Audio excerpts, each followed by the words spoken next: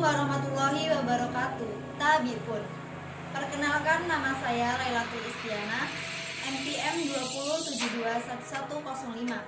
Program studi D3 Produksi Tanaman Perkebunan. Jurusan Budidaya Tanaman Perkebunan. Politeknik Negeri Lampung 2020. Saya adalah salah satu mahasiswa penerima beasiswa Sumber Daya Lampung. Desa Pakuanaji, desa yang terletak di Kecamatan Sukadana, Kabupaten Lampung Timur, adalah sebuah desa yang memiliki luas wilayah 2.970,3 hektar dengan batas wilayah bagian utara berbatasan dengan Desa Sukadana Timur dan Desa Raja Basa Lama. Bagian timur berbatasan dengan Desa Raja Basa Lama dan Desa Labuan Ratu 5. Bagian selatan berbatasan dengan Desa Surya Mataram dan bagian barat berbatasan dengan Desa Bumi Nabung, Putra Aji II dan Desa Surya Mataram.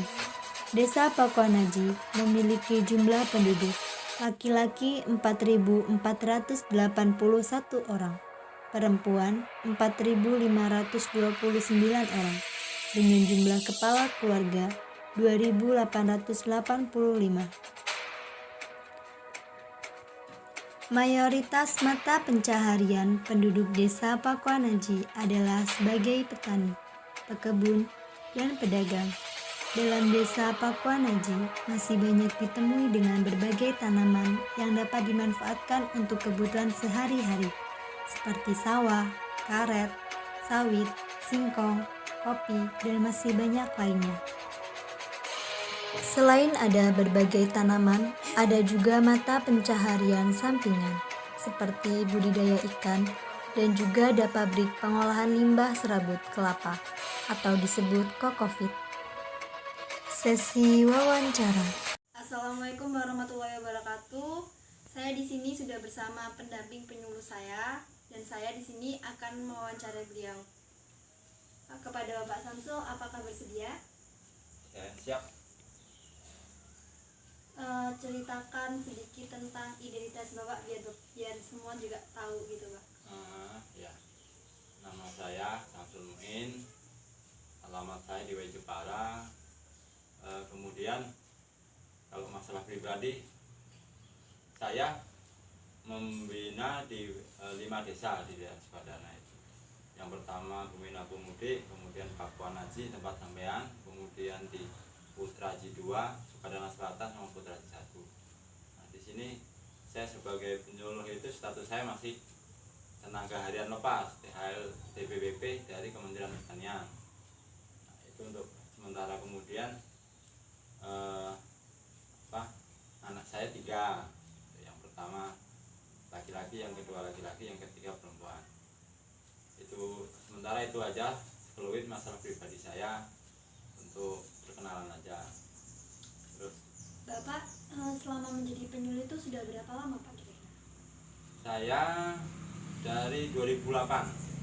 Jadi kalau kita hitung 2008 sampai sekarang itu sekitar 12 tahun lah. Jadi tenaga honorer di Kementerian Pertanian di Kabupaten Lampung Timur. Kira-kira luas lahan pertanian Bapak itu berapa, Pak? Kalau kita kompleks sih, kalau di Pakuanaji itu ada perkebunan kakao, ada lada, kemudian ada sawah, ada tanaman jagung. Kalau sawah kita di tempat kita Pakuanaji itu lahan lokasinya sekitar 135, kemudian luas wilayahnya 2004, sisanya perkebunan sama perumahan. Tapi kalau untuk saya sendiri pribadi itu sawah di sini di Jepara sawah. Terus kalau desa kemudian kalau yang lainnya itu kayak wilayah pertanian kita itu banyak yang lada, kayak Putra Aji 1 itu khusus lada. Kira-kira masalah apa aja yang pernah Bapak hadapi selama Bapak menjadi penyuluh dan penanggulangannya itu seperti apa, Pak? Ya kalau jadi penyuluh ini ya kalau resiko pasti ada, cuman sukanya juga ada, dukanya banyak. Kalau sukanya sih kita, nah kebetulan memang saya pribadi itu seneng senang di lapangan. Jadi profesi sebagai penyuluh itu sangat di hati saya ini sangat pas sekali, karena memang sesuai dengan hobi saya senangnya di lapangan. Kemudian kalau terkadang kita menghadapi petani ini yang yang kurang kurang paham terhadap teknologi, terkadang kita kendalanya di situ. Mereka ini terkadang suka yang kita omongkan itu terkadang suka mereka tolak, karena teknologi sama kenyataan di lapangan itu kadang-kadang ada yang nggak klop. Namun ya itu sudah menjadi tantangan bagi seorang penyuluh. Jadi ya kita harus bisa bernegosiasi dengan mereka. Alhamdulillah yang mereka menerima dengan yang kita bicarakan, kemudian kita tawarkan ke mereka menerima dengan senang hati. Tapi kendala di lapangan ya namanya yang kita hadapi itu manusia masyarakat yang begitu kompleks, ya banyak cerita yang macam-macam, cuman ya banyak asiknya lah ketimbang susahnya gitu. Kalau jadi seorang penyuluh itu ya gitu, tantangannya lebih menarik. Nah itu suatu untuk momen dalam hati saya itu, dalam diri kita itu suatu tantangan gitu. Jadi menariknya di situ, bahwa kita menghadapi orang-orang masyarakat itu yang begitu banyak kompleksnya. Nah situlah keasikan dan keunikan yang kita jadi seorang penyuluh gitu. Jadi berarti kalau menjadi penyuluh itu kita tuh harus pintar berbicara gitu ya, biar kita tuh bisa meyakini masyarakat gitu. Ya paling tidak itu modal utamanya, kita harus bisa komunikasi. Modal utama kita ke masyarakat itu komunikasi, karena masyarakat itu berbagai jenis, berbagai kompleks, jadi komunikasi yang paling utama. Nah kalau kita udah ketemu komunikasi dengan mereka akan menerima apa yang kita bicarakan, apa yang kita omongkan, mereka akan menerima. Nah, modal utama itu komunikasi yang terutama. Kira-kira cerita menarik apa Pak tentang pertanian ini selama Bapak menjadi penyuluh? Kebanggaan seorang petani penyuluh itu kita menopang semua kebutuhan. Jadi orang-orang itu makan dari hasil kita, dari hasil keringat kita kan gitu. Jadi kebanggaan seorang petani itu dari hasil kita itu banyak yang dibutuhkan mereka. Mereka itu tergantung dengan penghasilan dari apa yang kita hasilkan. Kalau kita hasilkan kita itu sehat, nah kita bisa apa yang dimakan, dikonsumsi dengan masyarakat begitu banyak, dengan orang-orang itu. Nah disitulah kebanggaan kita sebagai seorang petani.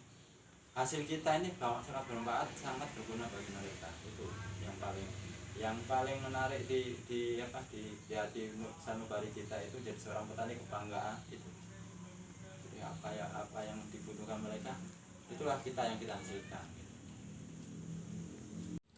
Jadi untuk wawancara kedua saya akan mewawancarai Bapak saya Mulyono.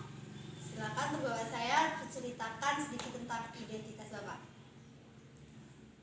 Identitas saya nama Mulyono, warga Desa Papanaji, Dusun 4, selaku petani peladangan dan perkebunan. Contohnya petanaman seperti ubi kayu dan kakao. Apa sih pekerjaan Bapak? Ya tentu saja sebagai petani pekerjaannya cuma petani dan buruh. Nah, selain itu kita juga berwira swasta. Tapi yang kami tekuni ini jelas untuk pertanian dari penanaman ubi kayu dan kakao tersebut. Sudah berapa lama Bapak ini menekuni pekerjaan itu? Ya, kalau masalah menekuni pertanian untuk khususnya menekun di pertanian semenjak sudah berkeluarga. Sebelumnya memang anak petani, cuman untuk menekuninya untuk pertanian itu enggak seperti setelah berkeluarga. Luas lahannya kira-kira berapa Pak? Ya, luas lahan memang enggak seberapa lebar. Dari untuk tanaman ubi kayu itu sekitar 2.500 meter, untuk kakao sekitar kurang lebihnya 3.000 meter. Terus masalah apa sih yang menarik dalam pertanian menurut Bapak selama menekuni dunia pertanian? Di dalam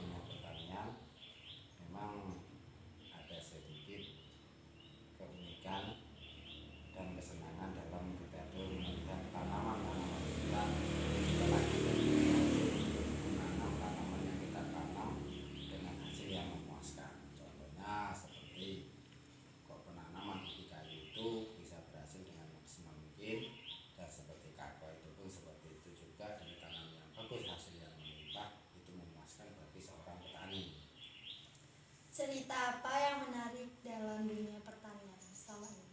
Nah, di dalam dunia pertanian itu sekarang udah banyak kelompok tani, sedangkan seperti saya walaupun lahannya tidak seberapa lebar, karena tanaman yang dua jenis itu mengikuti diantaranya untuk dua kelompok tani, contohnya kelompok tani barokah dan kelompok tani makmur untuk kelompok tani perkebunan. Kalau untuk pangannya kelompok tani barokah. Maka itulah kesenangan dari untuk sebagai petani kita itu tetap bisa bergaul dengan rekan-rekan dan masyarakat yang ada di dalam kelompok tani tersebut.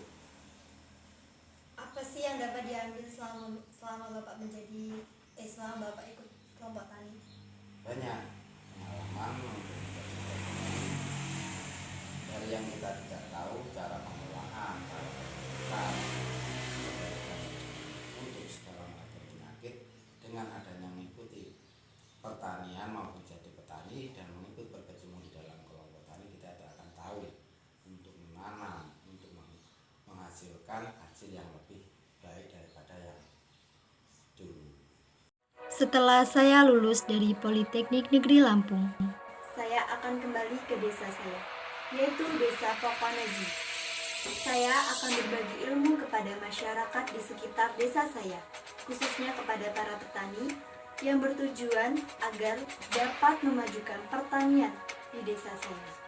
Dan selanjutnya saya akan berterima kasih kepada Bapak Arinal Junaidi selaku Gubernur Lampung atas beasiswa yang telah diberikan kepada saya dan kepada anak petani lainnya.